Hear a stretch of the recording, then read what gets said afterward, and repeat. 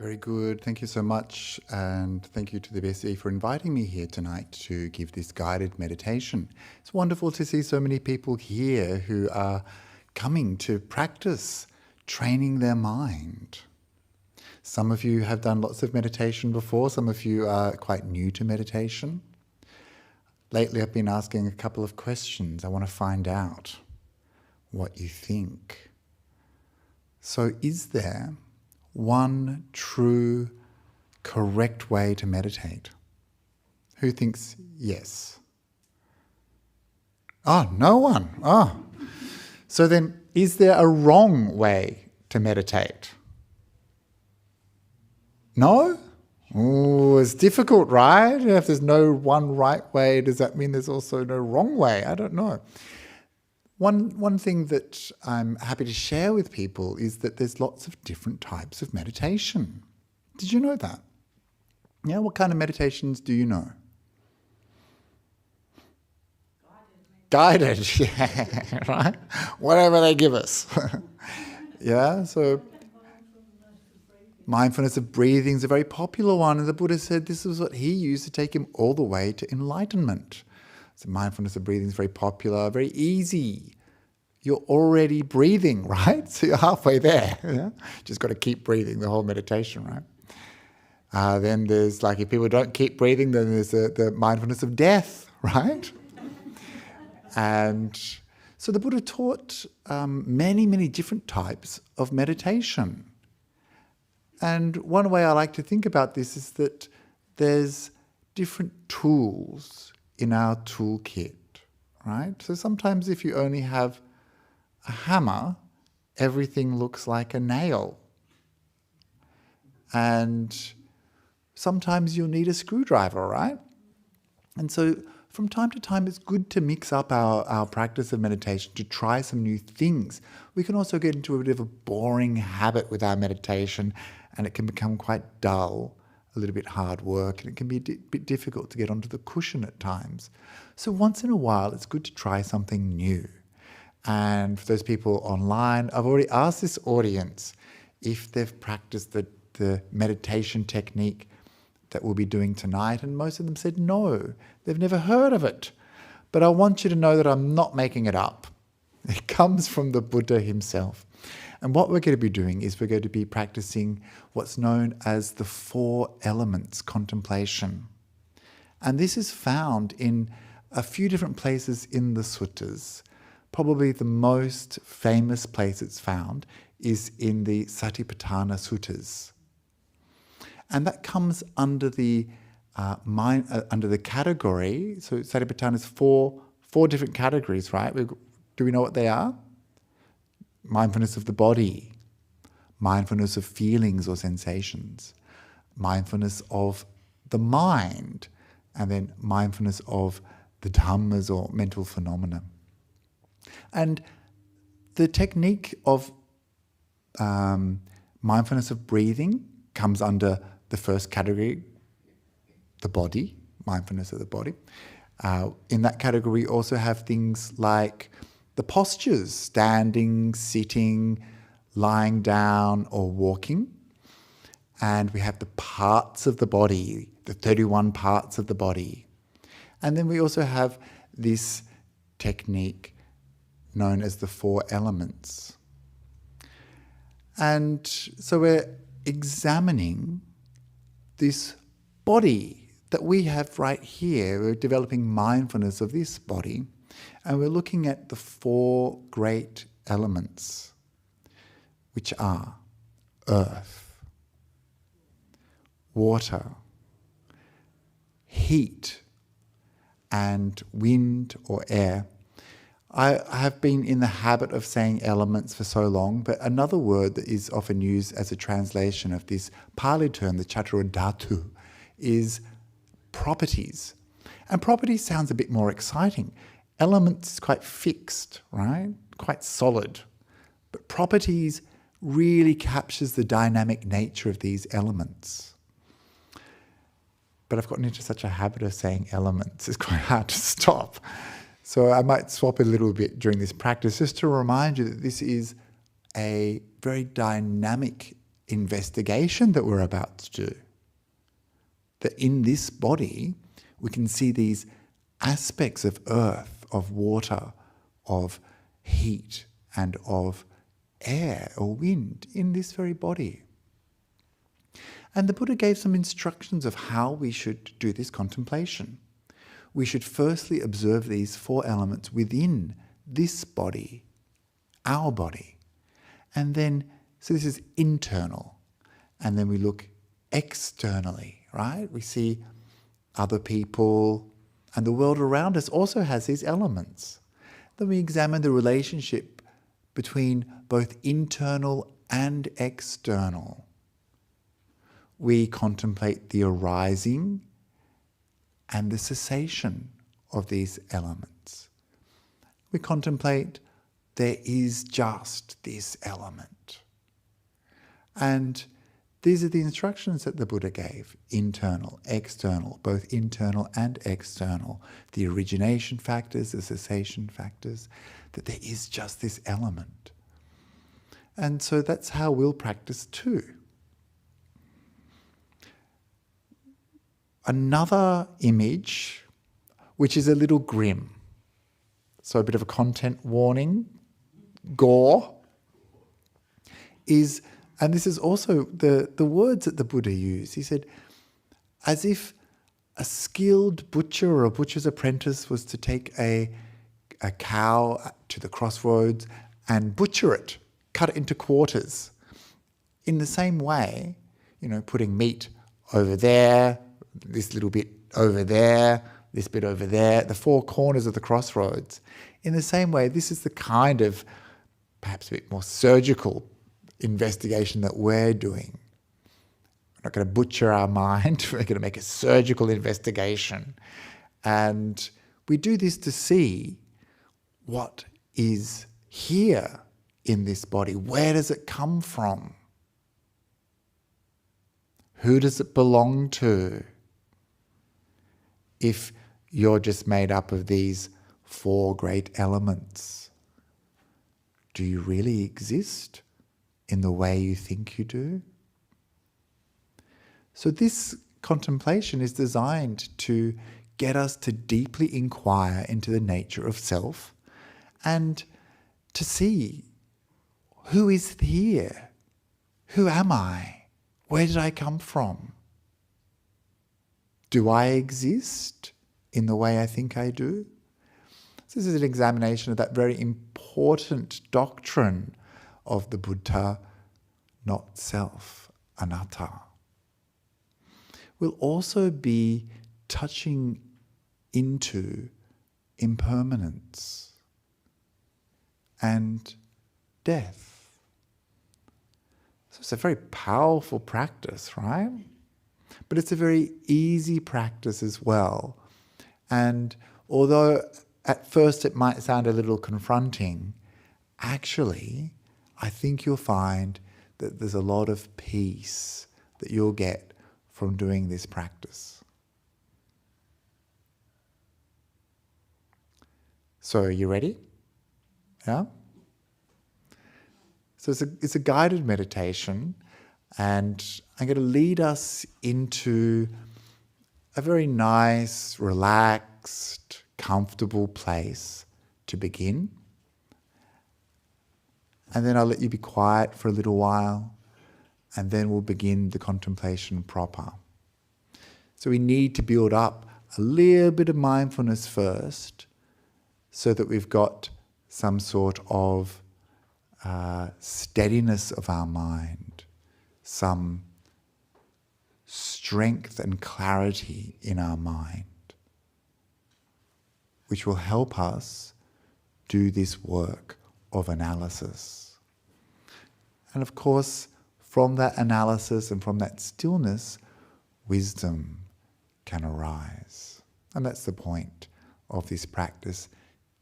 Wisdom is what you experience in yourself. So this practice tonight is an opportunity to cultivate some wisdom. So let's take a comfortable posture, something that works for you. And we're going to take a few moments to really settle into this posture. I want you to be as comfortable as you can, as relaxed as you can. When you're comfortable and relaxed, you'll sit longer. You'll be more at ease. And it's easier to see more clearly when we're relaxed and comfortable. So take a few moments to just find that perfect position for your bottom. Roll your shoulders back, get comfortable, shake out any energy that's stuck. You can close your eyes, gently tilting your head forward just a little bit so the chin's a bit forward. And we begin by letting go. Letting go of the day, letting go of all the busyness and activity of your life.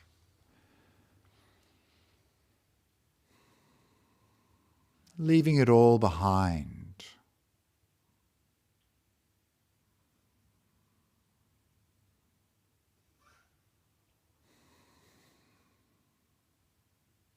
Letting go of the past. Leaving the past in the past where it belongs. Allowing yourself some freedom from the past.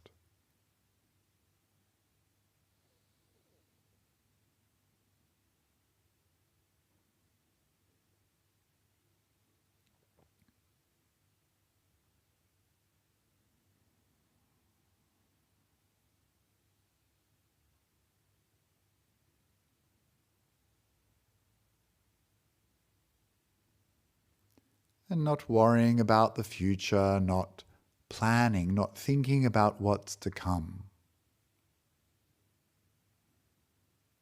Allow yourself this freedom from the future.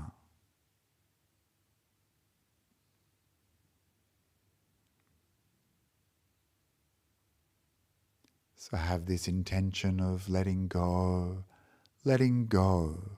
of the past, letting go of the future, so that you can be here now. You can be present, aware.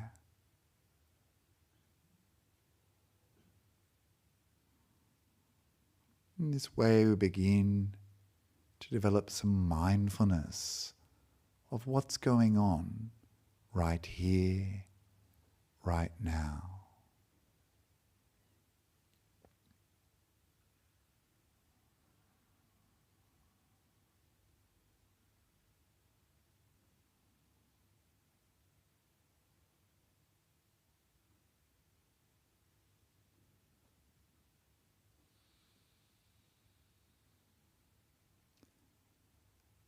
We're aware of this room that we're seated in. We're aware of the sounds of the traffic outside. We're aware of this space, the people in this room. We're aware, being mindful of what's going on around us. We feel the temperature of the room, the touch of the cloth on our bodies. We're aware of our posture and aware of how we're doing right now in this body and mind. So check in with yourself. How are you feeling?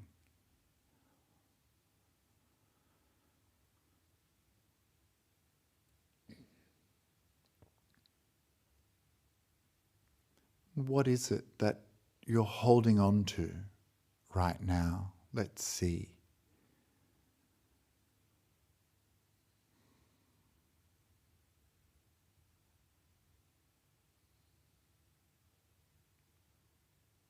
And can you let it go so you can be here and now?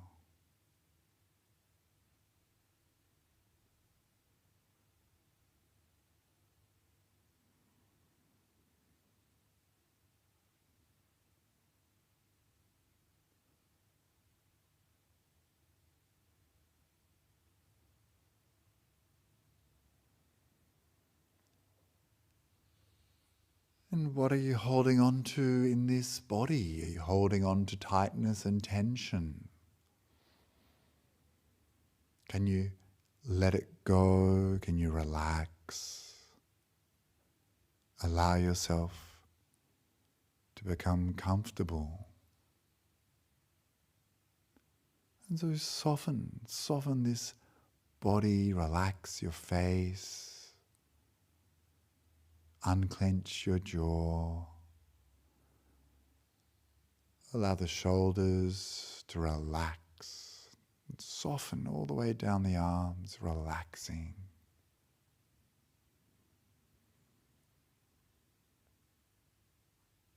And allow the back of the body to release as you let go of that tightness and tension. Allow it to feel good to relax.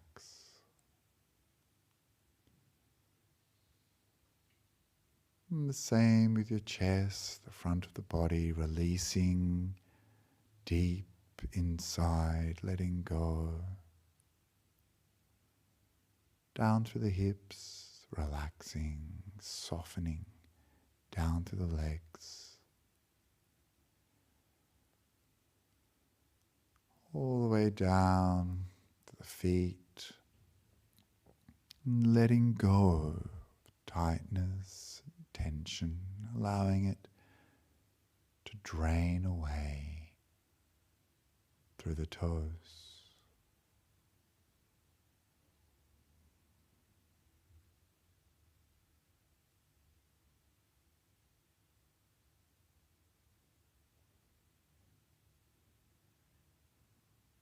And it feels good to relax. It feels good to let go.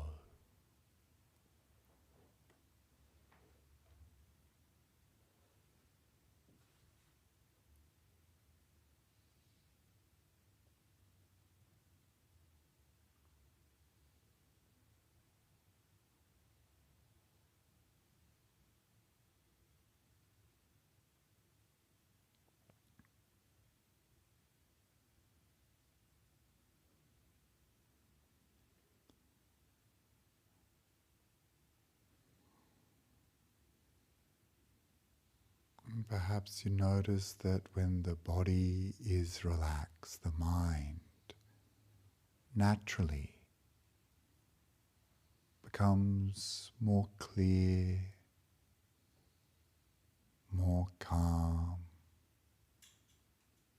more peaceful.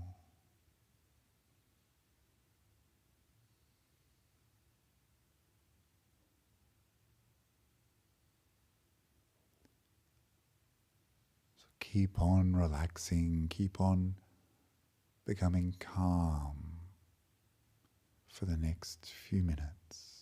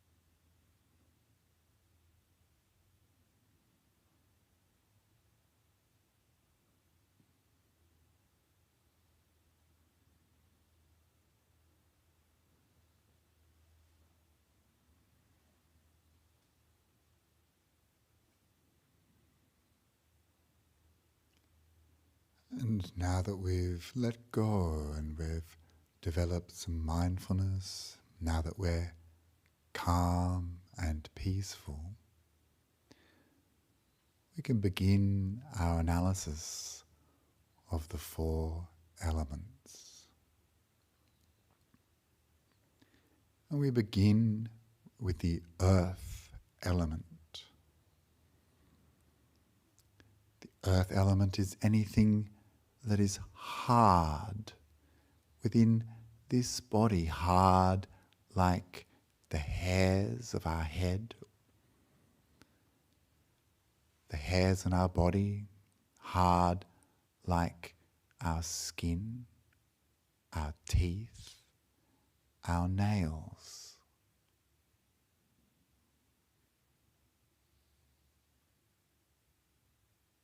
It's hard like the bones in our body.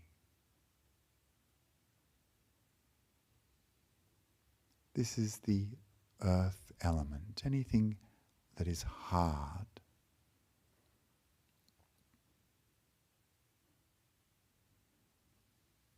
And so see these parts of your body, see this element in those parts.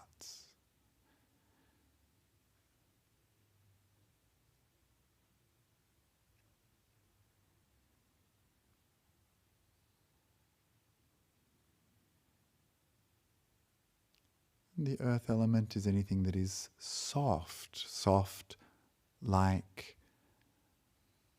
those little hairs on the top of your cheeks, soft like the squishy organs inside your body.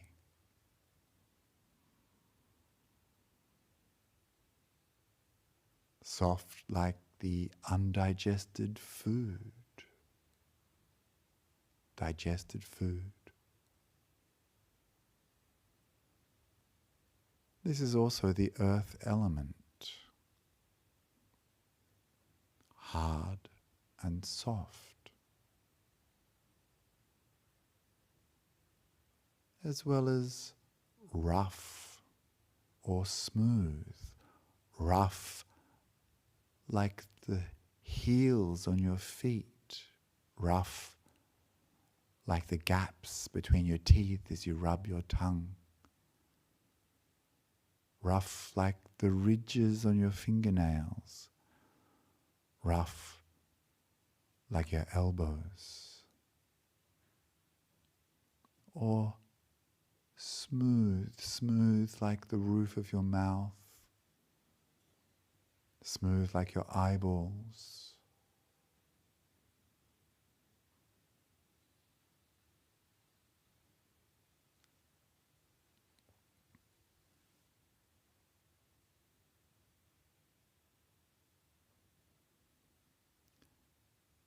And anything that is heavy or light is also the earth element in this body. The heaviness in the buttocks, the heaviness of the pressure of your hands in your lap, the heaviness of your shoulders,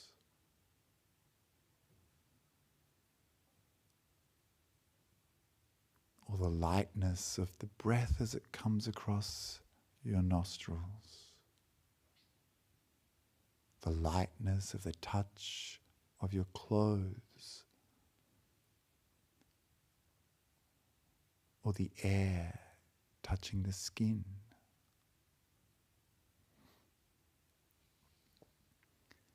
So look now internally in this body for the earth element, anything that is hard or soft, anything that is rough or smooth, anything that is heavy or light. These are all aspects of the earth element. See it in these parts parts of the body. See it clearly, visualize them. Take your mind to those points. Understand, this is the earth element.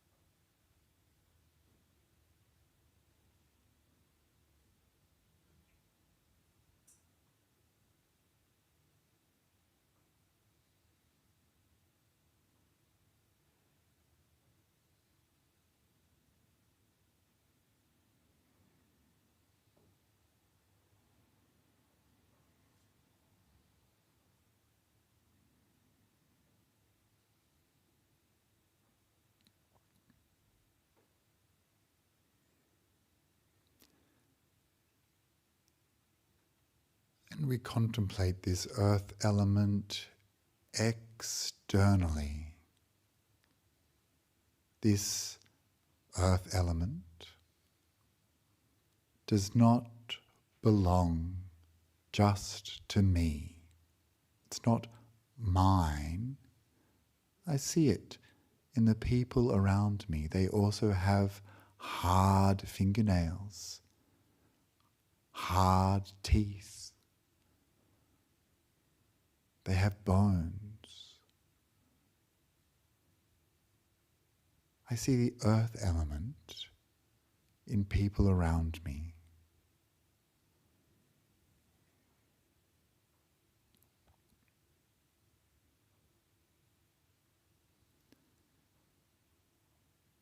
And I see it in the world around me, the soil from which my food is grown.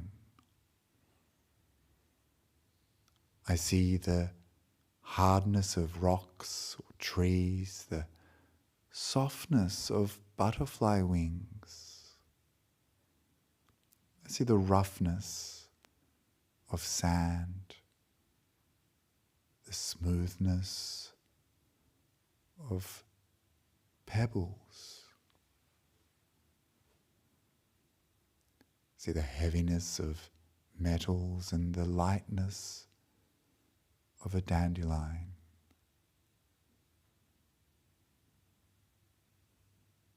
All around me is this earth element.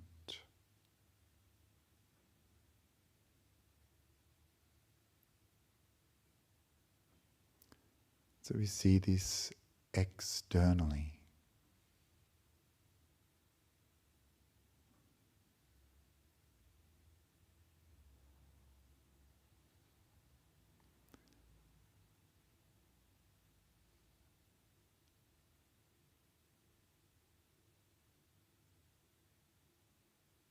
We contemplate everything in my body that is the earth element came from an external source.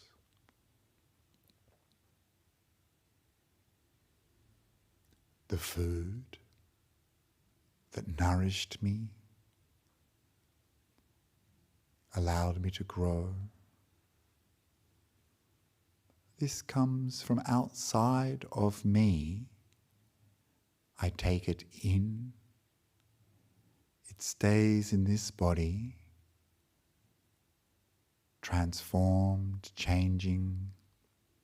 It stays for a short time only, and then it comes out. It does not belong to me. It is not mine.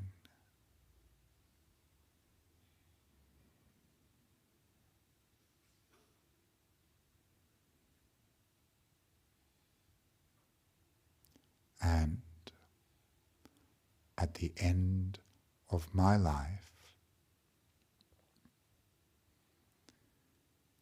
all that is the earth element in this body will lie there like a fallen log.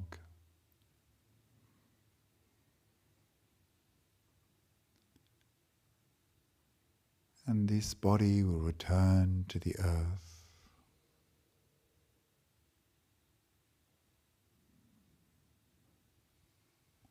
Why then do I cling so strongly to this idea of me, mine, I?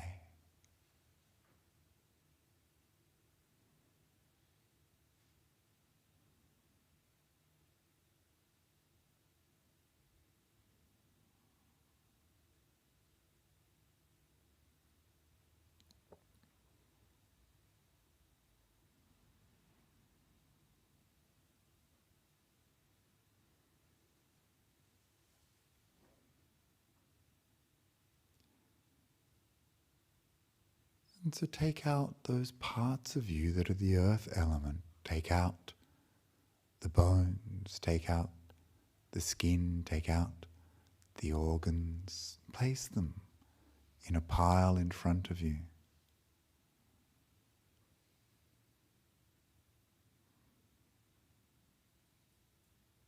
This is not you, not yours, not yourself.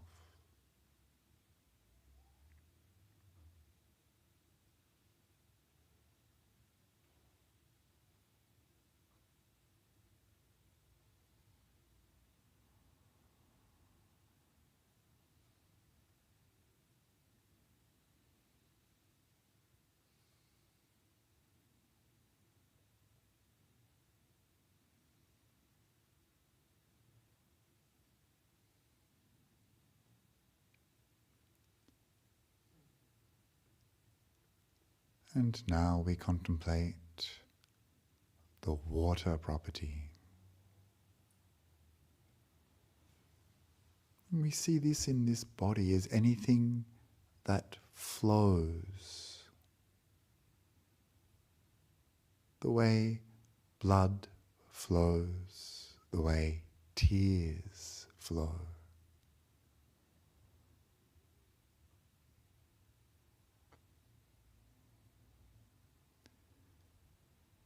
This water element is sweat, spit,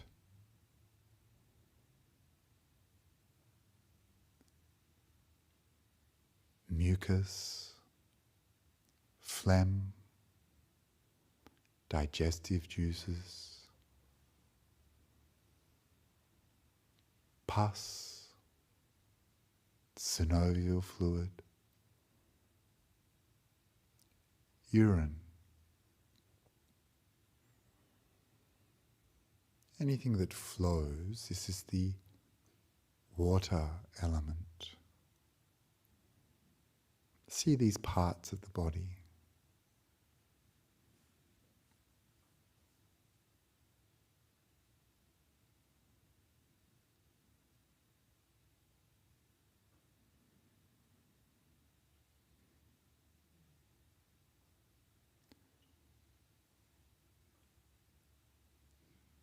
And water binds things together, it coheres.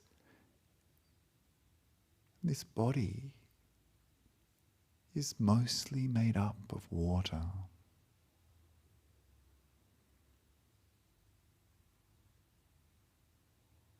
So see it internally, this water element in this body.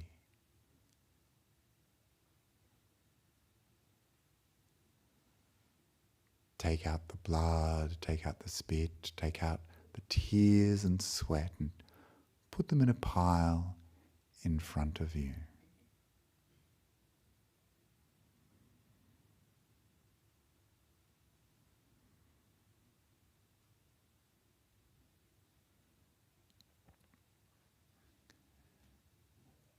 And contemplate externally. We see other people, they cry, they spit, they sweat. This is not my water element. doesn't belong to me.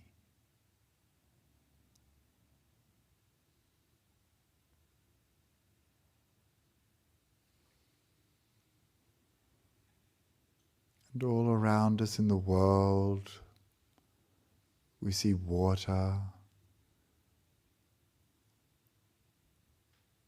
so much water in the oceans, as rain,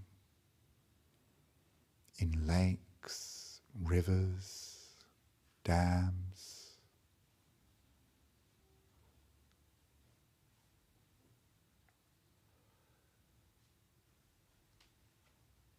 And we see both internally and externally this water inside me, all of it comes from a source external to me.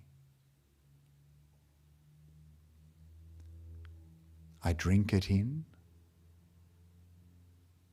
it stays in this body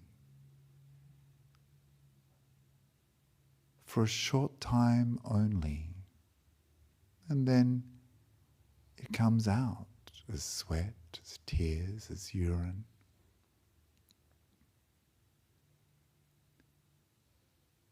It's only borrowed, it does not belong to me.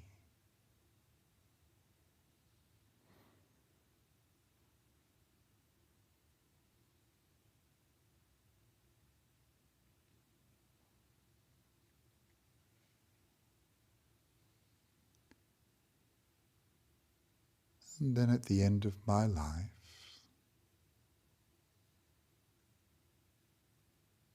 when I die, the water will leak from this body,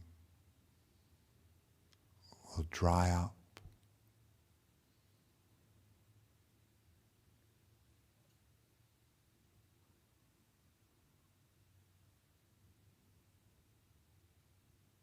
does not belong to me.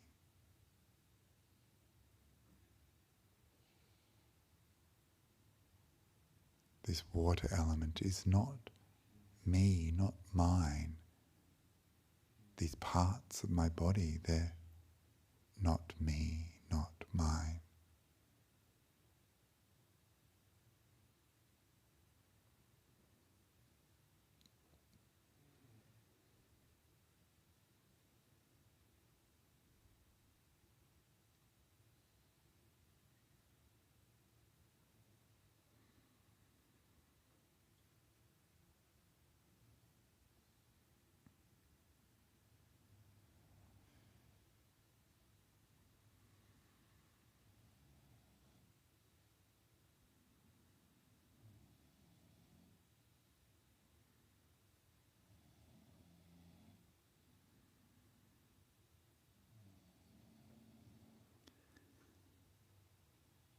Next we contemplate the heat element inside this body.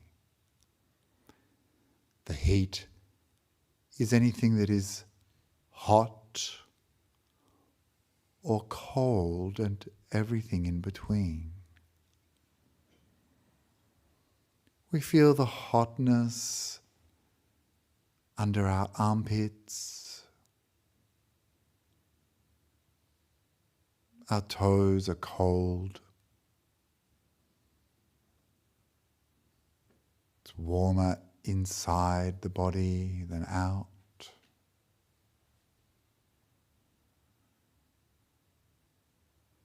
And this body gets hot.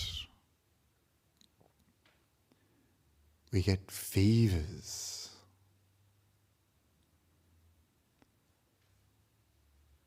And this body gets cold, we shiver.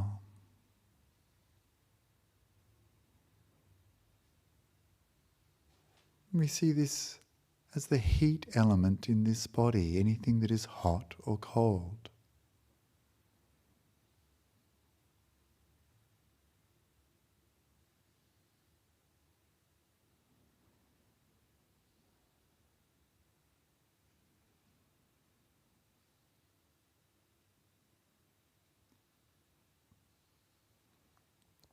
And this heat is also found in the digestive system, transforming, maturing, turning the food we eat into fuel for this body.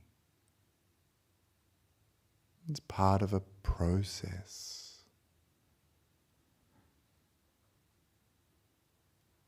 And so we see this as the heat element in this body. You can take out these hot parts and cold parts and put them in front of you.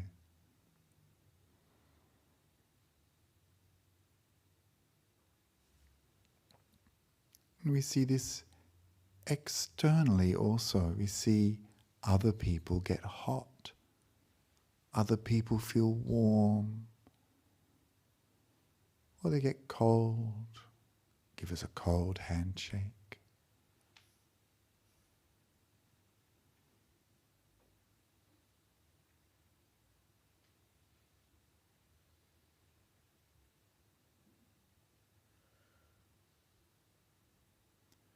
And all around us, this world, we experience hot and cold.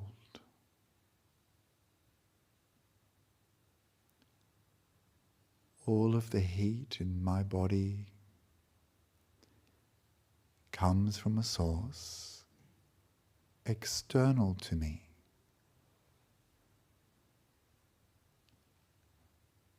The heat in this body depends on the sun warming up the earth.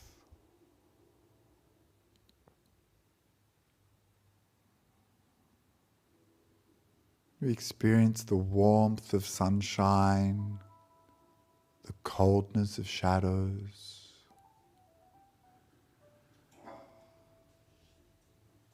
We experience the change of temperature from daytime to nighttime.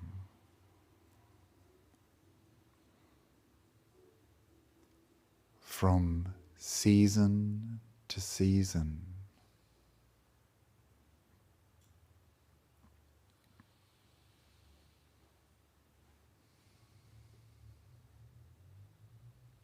We rely upon this heat to survive.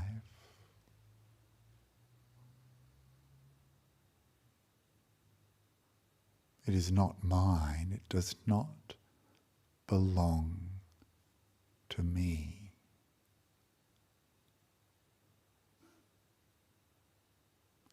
It is borrowed.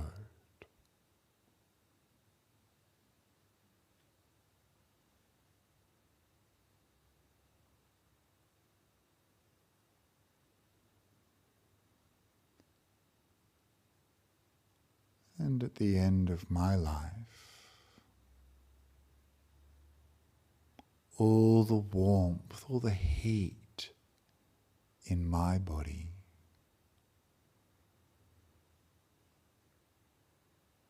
will fade. And this body will become cold.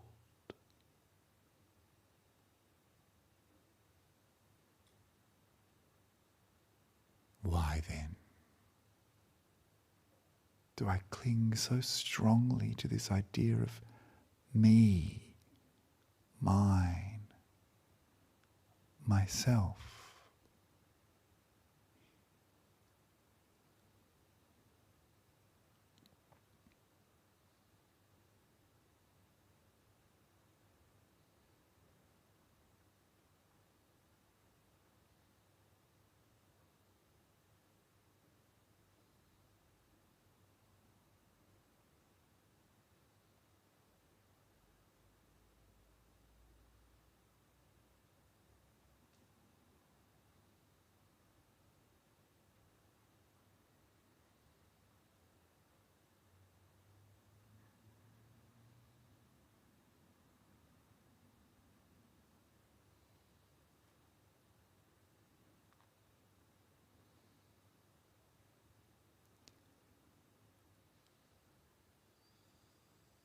And now we Contemplate the wind element in this body. The wind element is anything that pushes, that oscillates, like the way the breath pushes in and out, even like the way the blood pushes through our body. This pushing, this is the wind element. We see it as wind moving, as burps, as farts.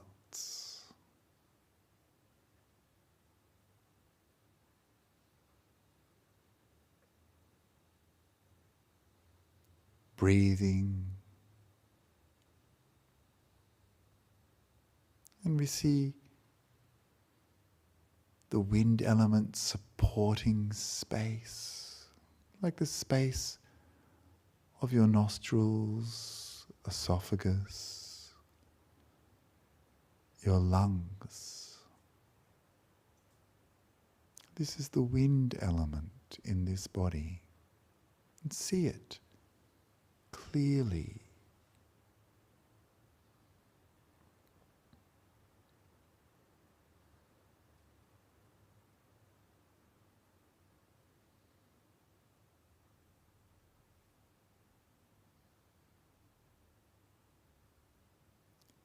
And we see this externally. We see other people breathing.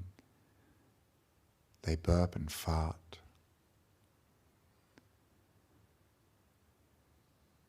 And it doesn't belong to me. It's all around me in the wind moving through the trees, a light breeze, or a hurricane. It's the air around me, the atmosphere of this world.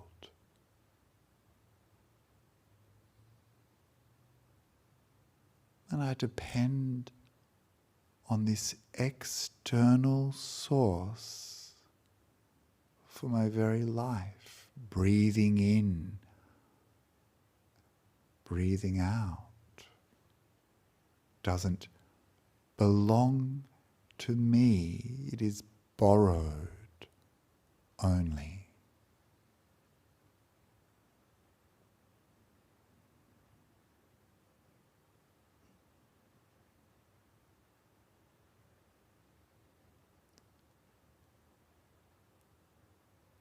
And at the end of my life, I'll take one last breath in,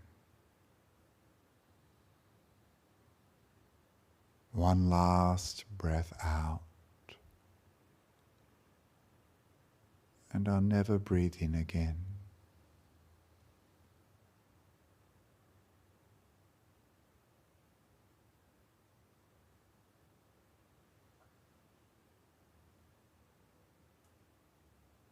This is not me, not mine.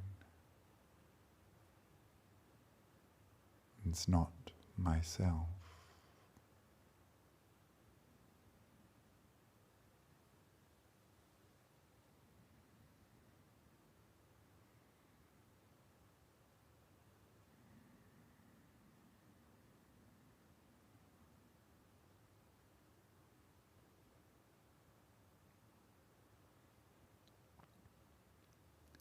And so take out these parts of the wind element and put them in front of you too.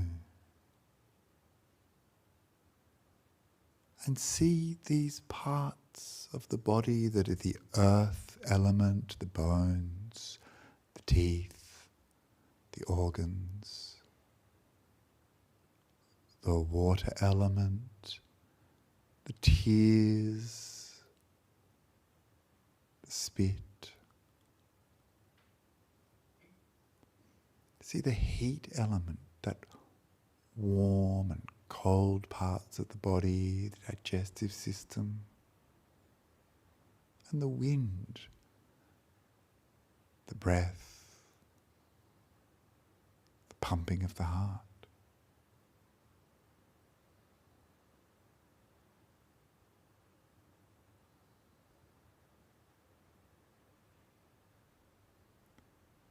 See that these do not really belong to you.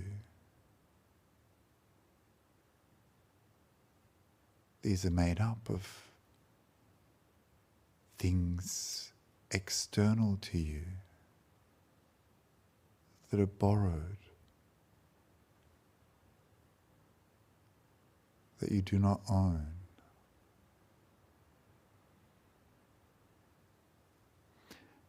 And so for the next few minutes, just going back over some parts of the body, going back, understanding how to contemplate internally, externally, both internally and externally, understanding the origination and cessation of these things, and that there is just this earth, water, heat and wind element. It's not me, not mine, not myself.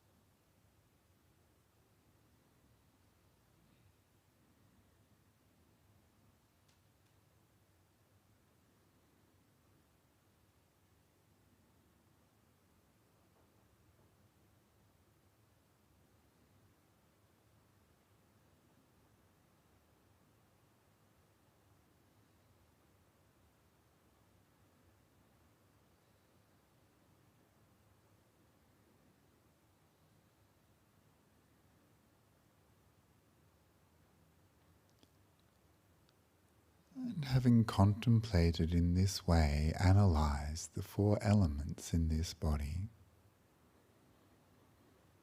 do you see? Can you understand?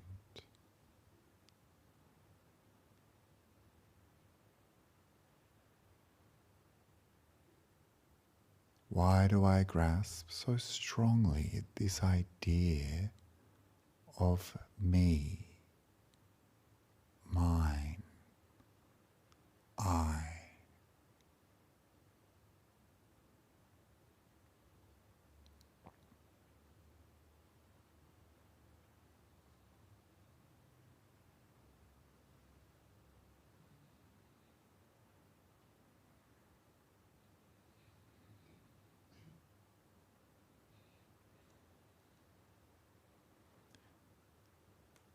Now it's time to come to the end of this practice, still keeping your eyes closed. Let's put all of those parts of your body back where they belong.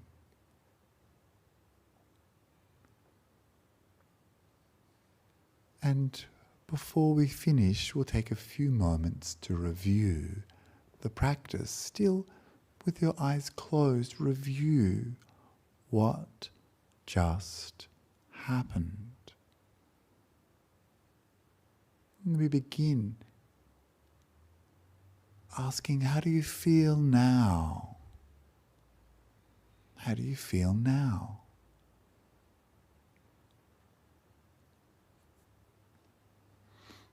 Is it different from when you began?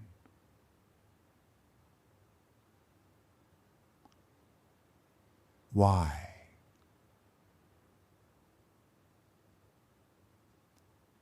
What happened?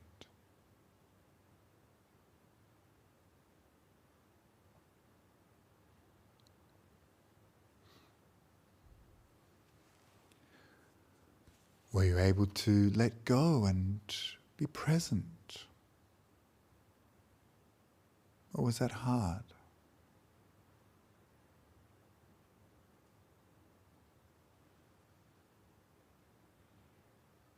Were you able to become a little bit mindful and clear?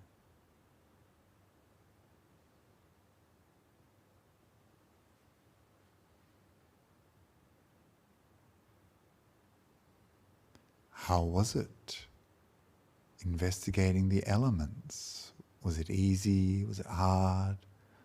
Was it interesting or boring? See if you can understand why.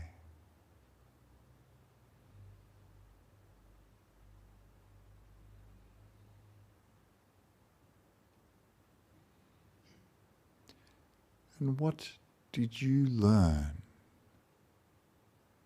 What did you learn for yourself from this practice?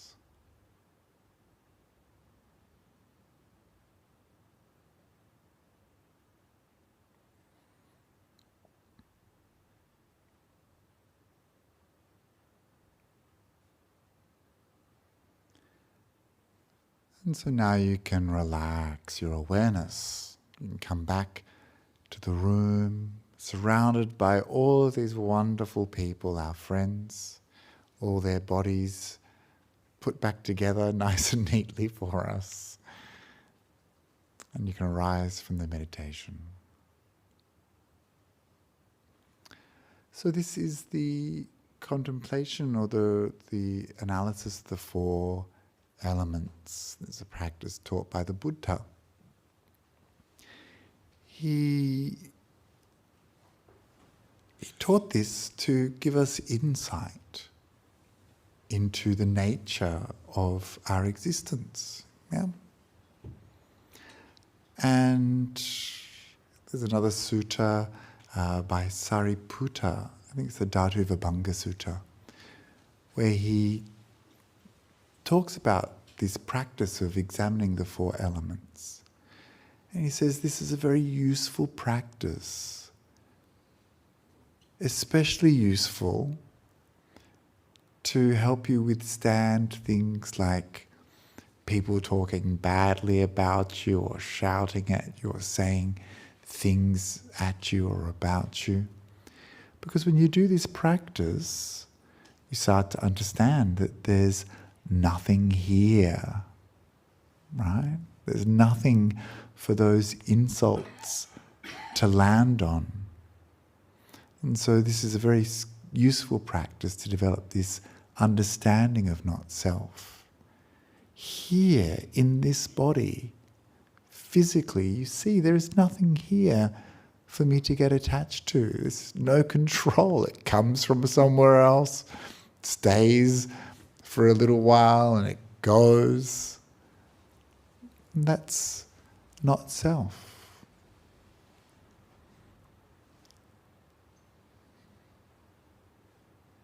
And so we can develop some wisdom from this practice. Later on, the commentator Buddhaghosa, when he talked about selecting a karma-tanha, a meditation subject for students, said that this was a good meditation subject for people who are very quick-witted and skillful. People who practice in this way and enjoy this meditation, it won't take them long to see not self. So this is why I recommend it to you today. I hope it will be of some benefit for you now or in the future. Does anyone have any questions about the practice? Yes? Do you want to use the microphone so that the people online can hear you as well?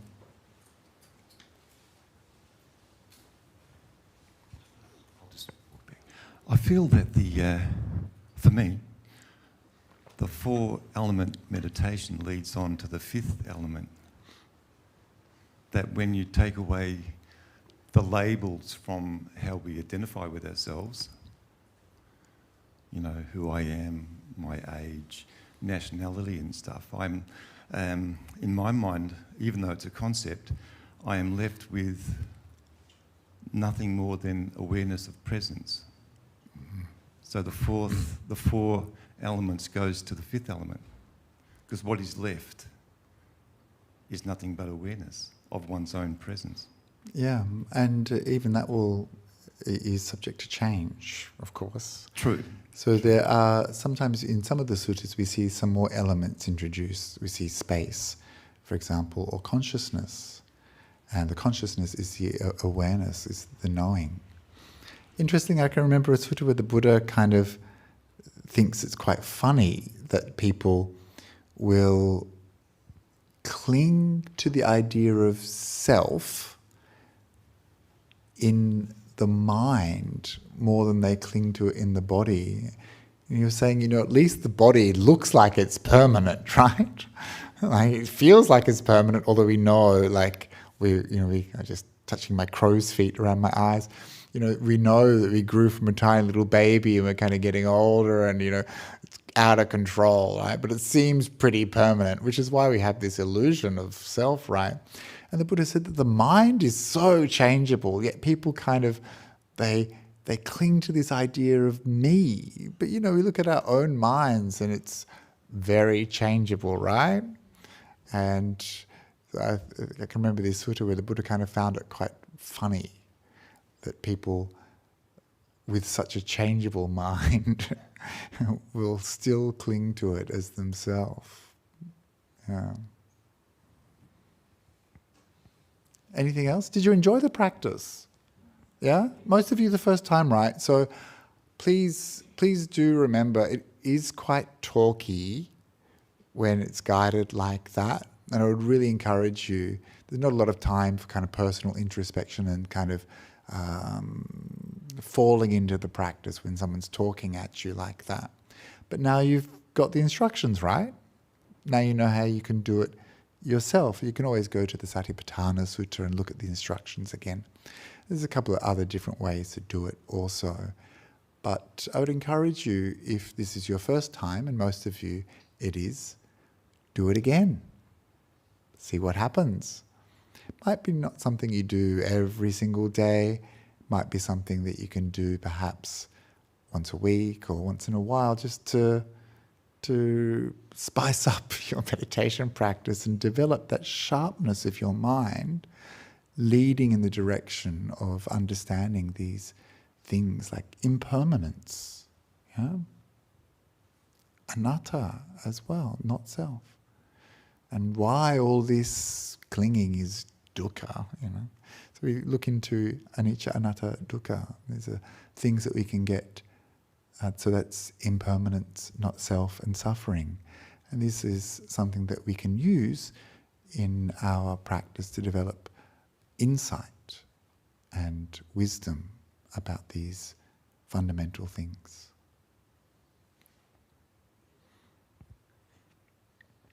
Thank you, Bhante. We have one online question. I'm just going to, before I read it, if you do want to do it again, of course, Bhante, if you're happy for us to leave this on YouTube, you can go back and listen to it again online if you want to go through it. The question is, I'm just going to reorganize it slightly, just to finish with the question, but the comment says, that was wonderful. What I learned during the practice was, how can I take anything personally if this is not mine? And then the question, please, where is the mind within the four elements? I think which we touched on a little bit before. Yeah, so remember this is like pretty simplistic, okay? It's like just the bare bones, you know. This is the Buddha just dividing things into four, right? And of course this practice probably reflects the time of the Buddha. And of course, they probably had an idea that there was more to the universe than just these things, but it was a way that the society at the time saw the world. And so, for example, take the wind element, like if you were particularly gassy, then that was an excess of the wind element in this body. And in the Sutras and Vinaya, we hear about people being tortured by this sharp wind pains in their body. And if there was a lot of wind in the air, like a hurricane or something, that was an excess of the wind property externally, right? So this is the way that they saw the world. And even with each of these parts of the body, for example, we can see, this part is like an earth element, like the bone is hard and it's rough, but there's water in there too, right? So they're not completely immutable, they're kind of mixed. And so when it comes to the mind, the consciousness element is what we kind of regard as like the awareness factor. When the Buddha talked about consciousness, of course, he talked about it as being like a conjurer's trick, right? It's quite a revealing insight, you know. It's just like, it's magic. It looks real, it seems real, but it's illusionary. And that's not to say we don't exist. Like we are all here, maybe, except for those who are online. But we don't exist in the way that we think we do. Particularly, we're not fixed, we're not stable, we're not permanent. And this is why the practice was given, was to really chip away at that conceit of self, that we are going to be here forever, that we are self-made, right? Autonomous, that we are completely independent of the world around us, right? We're special, right? You're not special, don't even exist properly. So this is what we're chipping away at, and this is a physical way that we start to make this examination. Of course, you can also examine your consciousness, your mind, the way that changes, the way your awareness fluctuates. We can see the impermanence of that. And so the analysis that I've just done is just for the body. And I think when it comes to analysing the conscious element, it's just about being aware of awareness. Yeah. Thank you, Bhante. Are there any more questions here in the hall?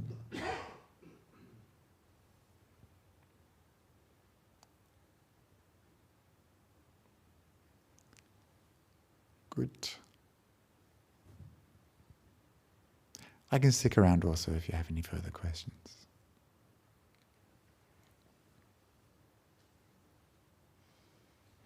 Seems there are no more questions in the hall or online.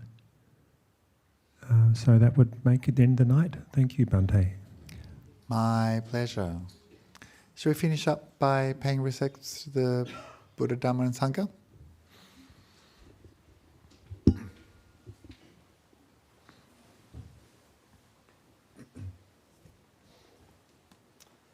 Okay. Araham Samma Sambuddho Bhagava Buddhang Bhagavantang Abhivademi Swakato Bhagavata Dhammo Dhammang Namasahami Supatipano Bhagavato Sawaka Sangho Sanghang Namami.